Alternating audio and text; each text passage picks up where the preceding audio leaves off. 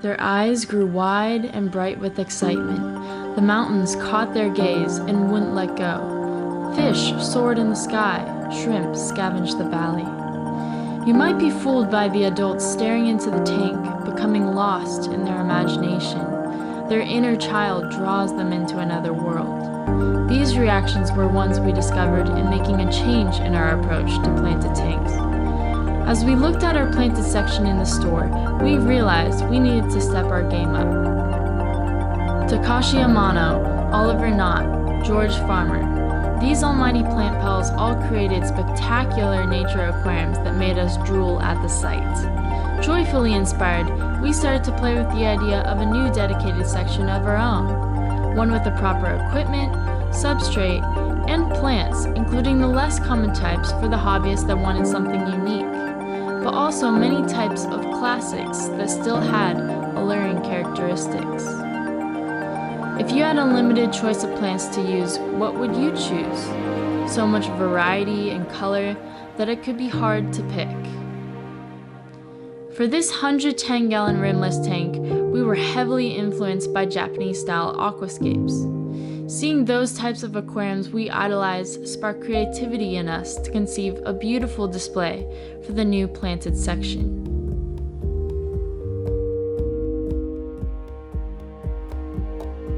First, we wanted to start the tank off right with important proper building of bacteria layers.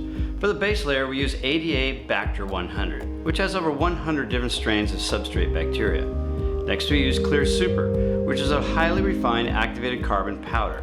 And lastly, Tourmaline BC, containing a fine bamboo charcoal and rare mineral compounds to boost the plant growth and color. After adding the bacteria, we moved on to ADA Advanced Power Sand. Power sand is an important base substrate that's often overlooked in a lot of aquascapes. It provides nutrients and surface area space that allow the ability of oxygen to move freely amongst the roots of the aquatic plants. In this way, promoting massive growth of the needed substrate bacteria for years, and the minimizing of anaerobic root conditions. Scaping the rocks is, of course, the fun part. We use suru stone, which is a beautiful rock used in Japanese aquascapes that reminds us of the mountains. To keep the substrate and sand from mixing, we stuff black filter foam between the rocks to add as a barrier. Be aware that this rock will raise your GH levels quite a bit. Now it's time for the substrate. This time we choose ADA Amazonia 2 over Amazonia to show that it's a bit easier to use for the beginner or intermediate hobbyist, but it still achieves amazing results. Since the substrate layer was so thick towards the corner, we decided to add a second layer of bacteria and power sand. It was only needed on the top though to heighten the hillside. Then to finish it off, we poured on Amazonia 2 again. Accent rocks are important not only for keeping the substrate and the sand separated, but also the finishing touch of the rockscape itself.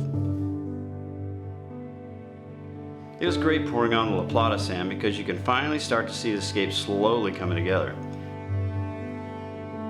We choose white sand to contrast the dark substrate because it's a signature feature of many Takashi Amano aquascapes. The wood pieces came next. This was an important feature as it was the centerpiece of the tank. We soaked the wood for 2 weeks to saturate it, which enabled us to place the wood without anchoring with any weights, and also to pull out potential brown watercolor. We added a few other wood pieces we had glued together with mosses and anubias on them. Our favorite stage was planting. We soaked the substrate so the process of planting would be easier. There was a lot of enjoyment in picking the places that each variety of plant would go. Deciding where the stem plants went versus the crypts or the carpeting plants would go, this was a rewarding little puzzle we figured out together on the fly.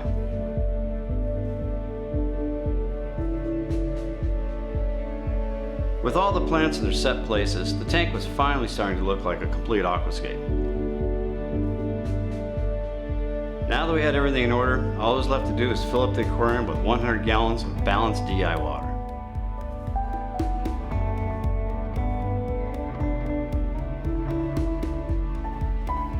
And now it was complete.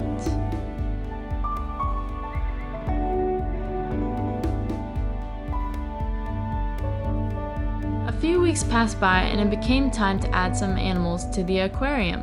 There's a reason why we named this tank Celestial Dynasty. We put in 50 celestial pearl danios, and we cannot wait until they mature to show their royal coloration. Flame-colored fins and gold-dotted bodies, this is a must-have fish in any display. Next come the Amano shrimp. We chose this type of shrimp not only for their cleaning power, but mainly to represent Takashi Amano, as this aquarium was inspired by him. It was fun to watch them actively move about, making the tank spotless. Every now and then you could find a pure redline shrimp in the mix, and when they were out and about, they caught everyone's eye. They became a favorite of many. We also added more members of the cleanup crew that included American flagfish killifish and autosinkless catfish. It was entertaining to watch their non-stop cleaning mentality. Even though they are a schooling catfish, they sure do like to go on adventures by themselves at times. This tank continued to amaze us as a few surprises came our way. About 4 of the Amano shrimp were pregnant with hundreds of eggs. Unfortunately, the babies won't survive too long as they need to live in brackish water. Another gift appeared after 7 weeks. The Bucephalandra red mini plants started to show buds, and soon after they showed their true beauty. Apparently we were doing something right, since Bucephalandras don't flower so easily. We put in a variety of many other plants as well, everything from the common narrow-leaf Java fern to the rare white anubias. The pink panther cryptocorns remain my favorite though. Their radiant color really won me over. Some other cool plants included mosses like Helicostella probactiana, which coats the Congo wood, and Physodens nobilis, which contrasts nicely with the white anubias, and of course the pure redline shrimp.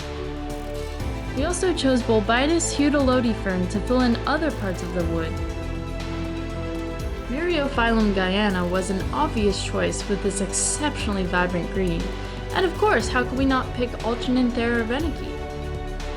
Cryptocorn spiralis tiger was a hidden gem peeking through the woodwork that made the curious inquire what this interesting pattern plant was. And finally, we used Styrogen repens and Glossostigma elatinoids to cover the right side of the tank. We went with a high-quality, reputable brand to base this tank around. ADA fit the bill with its proven success and appealing products. We used their Ruby check valve and bubble counter, CO2 diffuser, and drop checker that told us that we had the right amount of CO2. We also used their line of liquid supplements.